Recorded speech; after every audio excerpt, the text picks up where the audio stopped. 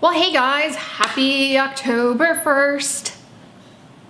That's my October 1st dance. In today's video, I'm gonna share with you everything that I loved over the month of September. Products, many of which are not necessarily new, but ones that are making a reintroduction into my life. I did have one failed product, so I'll start with that. And that was the Glossier Boy Brow. Glossier sent this to me. I've been using it actually much longer than just September. I think I started using it back in early August. It gets a lot of hype, and so I thought I would try it out. I don't know what I was expecting. That being said, like, what exactly is this supposed to do? So I've used it and I see no difference. And the texture of it, it feels just like moisturizer in like a little tube. I'm wearing it now, but I'll just put a little bit more on. It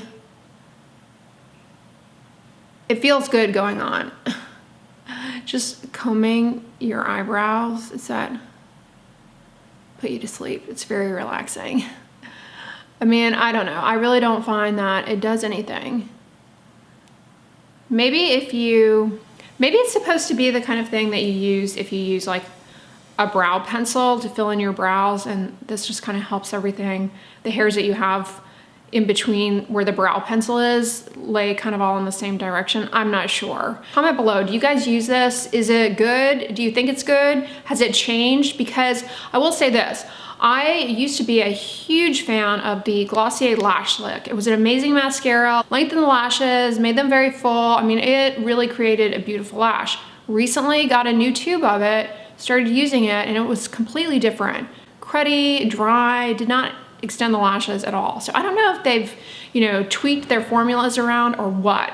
But yeah, to me, this was just like kind of a sticky moisturizer. It kind of reminds me of if you mix lotion with hair gel. Olay Complete Sensitive Skin UV 365 Daily Moisturizer. 365, and you're fine. Anyways, this, I like to give Olay a hard time because they're always farting out new products, but hidden amongst the many, many products that Olay has, they have some really good ones. You just have to know which ones are good.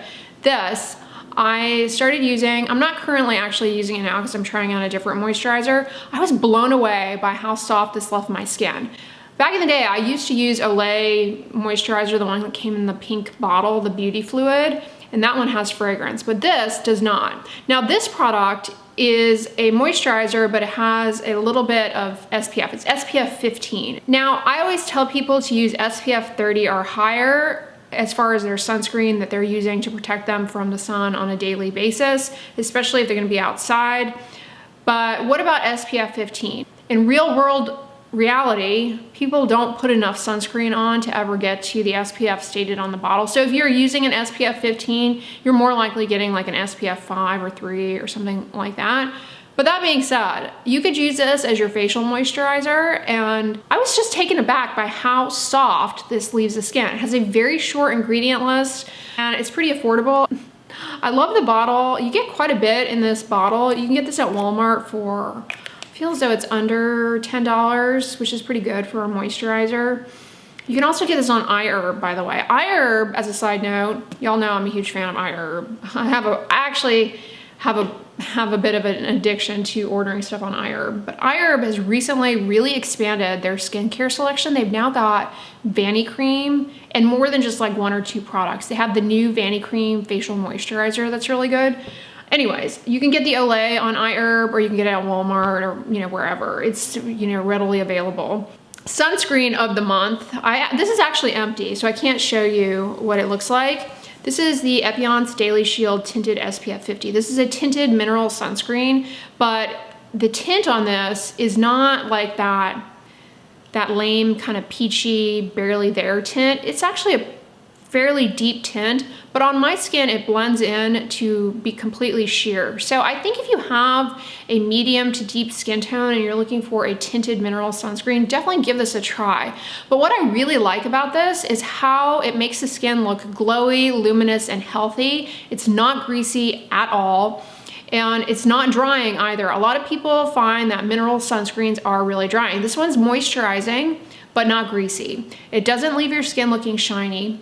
It is water resistant up to 80 minutes. easy to tolerate around the delicate skin of the eyelids because of course it is an all mineral sunscreen and it is fragrance free. Now it's tinted, it has iron oxides in it, and you guys know from my videos, iron oxides may help provide some protection against HEV or visible light in the blue light spectrum, which leads to free radicals in the skin as well as early onset and more stubborn hyperpigmentation in people with medium to deep skin tones. So this has iron oxides in it, but importantly, it doesn't just have like iron oxides. It has red, black, and yellow iron oxides. Those three together really create a more full spectrum, if you will, package for HEV protection. Yeah, I've been really impressed with the Epidemic sunscreens, the non-tinted sunscreen lotion. I love. It's actually more affordable than the Dermatology combination sunscreen. So I'll link that one down below as well if you're in the market for a combination sunscreen with no tint. Check out my recent sunscreen empties video if you want to know all the sunscreen that I went through over the summer, but this is an empty from that video. Now on Skin Store, my code still works, Dr. Dray. You can get 25% off many products, including this. So definitely take advantage of that code if you're going to order anything on Skin Store. Try it out. The code doesn't work on all products. Like it doesn't work on the Ordinary's products. Started using the PCA Skin Pigment Gel again. I used this a couple of years ago actually in conjunction with retinoid to further lighten some residual hyperpigmentation that I had. This product is a nice gel. It's got kojic acid, azelaic acid, and lactic acid, as well as some antioxidants. So it's a really nice package of skin brightening ingredients. PCA Skin Pigment Gel you can also get with hydroquinone. This is the hydroquinone-free version. This version, the one without hydroquinone, is safe to use in pregnancy, but the one with hydroquinone is not. Anyways, I'm using this. I've used it in the past. It works well in fading hyperpigmentation. I am always looking to prevent any discoloration. So of course I wear sunscreen. Of course I use Retin-A. But I wanted to reintroduce this into my routine. And honestly, anytime I use this product, I'm just impressed with how smooth and even my skin tone is.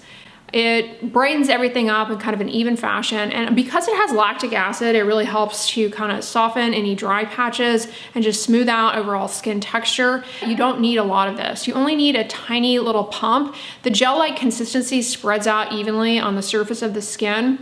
So you don't really need very much. Now you can just use this product to areas of hyperpigmentation, or you can use it all over. I'm using it pretty much all over my face. I think my code works on this, by the way, from Skin Store.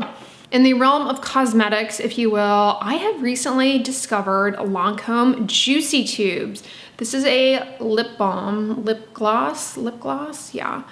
And I don't like lip gloss because they're sticky and then my hair sticks to it, and many lip glosses are irritating. They have flavorants and whatnot. But this stays in place and it's not sticky. It feels like it's gonna be sticky, but then it's not. It's actually pretty moisturizing and I love the color. I have the shade Magic Spell. I want to try different shades once I finish this one. But you guys have commented a fair amount, like, what are you wearing on your lips these days? It is this Lancome Juicy Tube. I think this is a product that Lancome has had for these Juicy Tubes. Correct me if I'm wrong, but I feel like they've been around for many, many years. Hair care update. Y'all know I recently purchased a hairdryer, which I've been pretty happy with, the T3. I wouldn't call it a monthly favorite just because I haven't used it that many times and I don't really have any other hairdryers to compare it to, but it's been very good. It has a cooling setting on it, which I appreciate. I'm using it like once a week to dry my hair. I don't like using a lot of heat on my hair, as you guys know. Anyways, what I have been using with it is by Scene. It's their Skin Caring Blowout Cream. I reviewed this brand for you guys a while ago. It is hair care products that are marketed for people who have acne-prone skin, who get a lot of breakouts from their hair care products, like pomade acne, it used to be called, where you get acne on the sides of the face and the forehead as a result of your hair care products, conditioning products, pomades, greasy, you know, kind of styling things, causing irritation on the skin and leading to a breakout. But it also can happen on your back if you've got long hair especially. So I've been using their blowout cream now that I have recently gotten into blow drying my hair as a heat protectant. It's good if you have very dry, brittle hair. If you have an oilier hair type, you may find that this weighs down your hair, because I noticed that if I use too much, it does weigh the hair down. But if I use just a tiny bit, it gives the hair a nice kind of glossy, healthy bounce while protecting it. And I also like that it's fragrance free. Their shampoo and conditioners, by the way, are also really good. They have one with fragrance. You know, they have products with fragrance and products that are free of fragrance, and the fragranced ones have a nice kind of floral light scent. It smells good. All right, those are all the beauty and skincare products. Book update. Y'all know I'm currently listening to an audiobook called And the Band Played On. Highly suggested, even though I'm nowhere near finished with it. I've been listening to it in the car. It's very good. It's about the HIV epidemic. I highly suggest, you know, giving it a go. Very, very insightful, very informative. And it's interesting because so many human behaviors, we'll say, repeat themselves. Just people's attitudes and responses to things like, you know, in that case, it was an epidemic, and, you know, now we're in a pandemic. Some of the ways people respond and authorities respond more or less the same way as they were back in the 80s. So definitely give it a listen if you know, are into audiobooks, or you can read it. And many of you have told me that it was actually a movie on HBO, or I think you said a movie. I need to check out the movie. So thank you for letting me know, because the book, man, it is insightful. Along that same vein though, another nonfiction read that I got from the library. It is called Anatomy of an Epidemic by Robert Whitaker. This guy is a journalist, and he writes this book, we'll just say thesis, that psychiatric medications might actually be responsible for worsening psychiatric illness. It's an interesting read. I found myself throughout this book, however, seriously questioning, because it's well written and it's very readable. Like, you find yourself turning the pages, reading, you know, kind of voraciously, because a lot of what he's talking about is very eye-opening. But I did find myself questioning this book a fair amount, as far as it didn't seem balanced in terms of the information that he was presenting. It seemed like he was kind of just presenting information that supported his idea. While this book is good and a good read and eye-opening, I urge you, if you do read this book, to read it with a grain of salt and realize that it is kind of presenting a very uniform, one-sided picture. There, of course, is nuance, especially in medicine and in treating patients. And there are some things that I question, were they accurately portrayed in this book, as far as how he presents information from different studies. So I questioned it. Psychiatry is not my field of expertise, but, you know, I did do, you know, I went to medical school, obviously. I did a psychiatry rotation. And so I did have a lot of questions. And as a dermatologist, I prescribe psychiatric medications off-label for non-psychiatric issues, namely itch. We use a lot of antidepressants, basically, to treat itch, because they target neurotransmitters, which, you know, affect our mood, but they also are in our skin, and they feed into itch pathways. So we do prescribe a lot of psychiatric medications, not for psychiatric illness, but off-label for skin conditions. So just in my experience with those medications, prescribing them for those things, some of the things and statements that he makes, I have never really observed.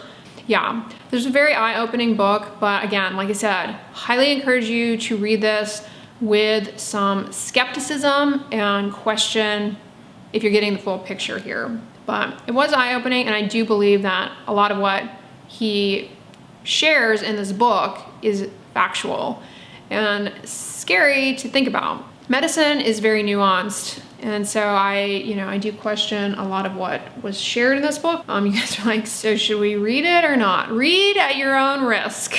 Especially if you suffer from any sort of psychiatric illness, depression, anxiety, bipolar disorder. I think this book, you know, especially if you're on medications, I think this book could upset you. So I worry about that. So if you do read this, just read it with some skepticism And you know, you have your own personal experiences as well with these medications if you've ever taken them. So, you know, this guy is not an authority by any means. He's not a physician, he's not a scientist, he's a journalist. And we all know journalists, you know, they write things that people want to read and click. It doesn't necessarily mean that they're always the most balanced perspective. And then on Amazon Prime, I watched the LuLaRoe documentary. Enjoyed that docuseries. It was really good. It's about, what's it called, Lula Rich.